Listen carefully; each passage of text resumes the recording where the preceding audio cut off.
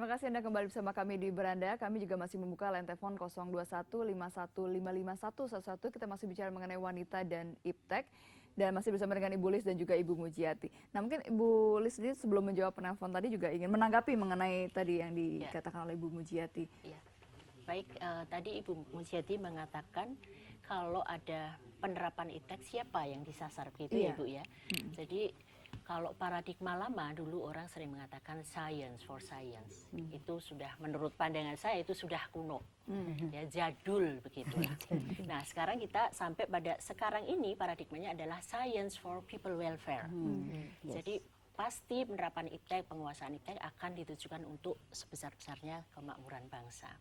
Karena dengan menguasai iptek, kita akan bisa mencapai apa yang disebut kemandirian industri, kemandirian teknologi, dan ini akan mendorong kita menjadi bangsa yang mandiri, yang tidak semata-mata mengimpor barang-barang dari luar, menjadi pasar bagi negara-negara maju dan kita tidak menguasai apapun. Artinya selama ini kita menjadi konsumen saja, bukan kemudian menjadi produsen gitu ya. Kita ingin menjadi produsen dan bahkan bisa mengekspor kepada mereka. Ini belum banyak yang bisa kita lakukan dengan itu.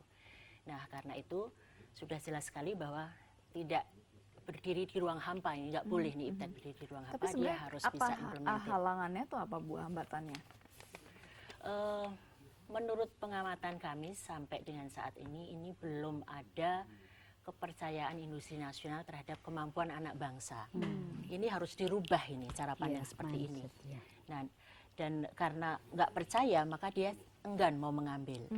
Nah, peneliti-peneliti kita sebetulnya sudah banyak sekali yang memiliki kemampuan luar biasa dan produk-produk yang dia teliti, dia kasih itu bisa dimanfaatkan. Dan kadang sayang sekali ketika misalnya para peneliti atau perekayasa yang begitu brilian gitu ya, mereka justru akhirnya dicaplok oleh asing gitu, dan akhirnya mereka justru bekerja untuk asing karena lebih dihargai daripada di dalam negeri.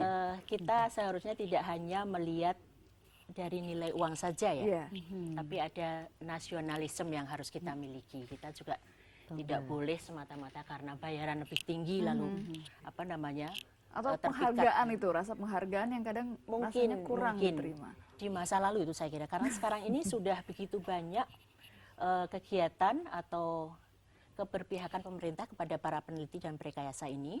Ini terbukti dengan adanya satu, ini kalau saya nggak hafal perpresnya jadi harus saya baca. Ini sudah ada posisi jabatan fungsional profesor riset sekarang ini yang bisa dimiliki oleh para peneliti di berbagai kementerian. Ini perpresnya baru terbit 17 November 2012, perpres nomor 100 tahun 2012. Ini angkanya sudah nggak malu-maluin lagi. Berapa Bu angkanya Bu? Mungkin bisa disampaikan juga ke publik. Kalau peneliti utama itu 5,2 juta, ini udah cukup banyak. Kalau dulu masih sedikit sekali. Peneliti madya 3 juta, peneliti muda 1,750, kemudian yang pertama 1,1. Nah ini sudah apa namanya menjadi pemicu yang cukup luar biasa, dan instansi pembina jabatan fungsional untuk peneliti ini ada di LIPI. Kemudian untuk yang prerekayasa ada di BPPT. Karena memang BPPT lebih banyak bermain dengan teknologi terapan yang nantinya akan dekat sekali dengan hilir, berkaitan dengan industri. Jadi menjadi BPPT ini menjadi jembatan antara basic science yang ditekuni oleh para peneliti dengan industri. Jadi kita berada di tengah. Makanya yang kita lakukan. Terkait dengan rekayasa tadi juga menyambung dari pertanyaan penelpon. Saya akan menjawab dari perspektif seorang peneliti karena saya peneliti basisnya. Kalau dikaitkan dengan hal-hal lain saya tidak berwenang untuk itu. Jadi menurut saya kemajuan iptek di negara kita dengan cara apapun itu harus selalu kita lakukan.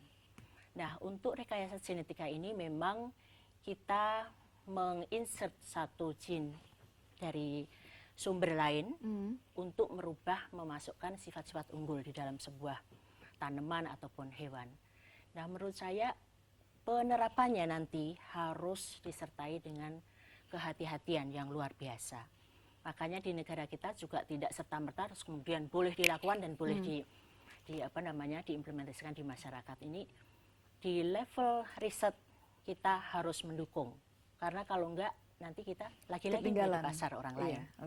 Jadi kita harus mendukung, tapi tetap ketika implementasi dengan kehati-hatian yang luar biasa. Itu jawabannya. Oke. Sementara semoga tidak diayalin Semoga lagi. tidak diayalkan juga. Anda masih bisa menghubungi kami di telepon 021 5155 dan ini tadi kita mungkin juga bicara mengenai sebenarnya apa sih ada plus minusnya ketika misalnya perempuan tetap bekerja melakukan profesinya dengan tetap kemudian mengurus rumah tangganya. Tapi kita harus break dulu kembali. Kami akan kembali saat lagi, tetaplah di Beranda.